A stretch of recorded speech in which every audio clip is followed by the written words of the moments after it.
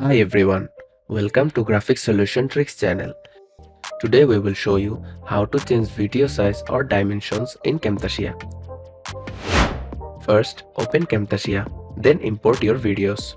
Here you can see the videos that I imported. If I put my cursor over it, you can see the dimensions of the video is 1920 multiplied 1080. And the other videos are also in the same dimensions. When you drag the video into the timeline, you can see it's not fit in the canvas. So if you want to change it, click on canvas option. Then select project settings. And here you can see the canvas dimension is set to 4K. That's why my video ain't fit. After click on the canvas dimension, you can see a list of different video dimensions. You can select any of these as you like. But if you want it as your actual video size, then you can select the same size options.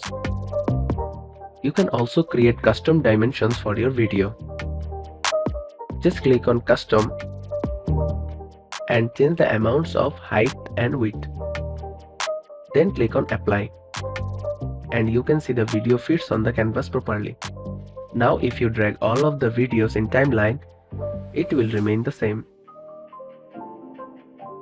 That's it. If you find this video helpful, please make sure to subscribe our Graphic Solution Tricks channel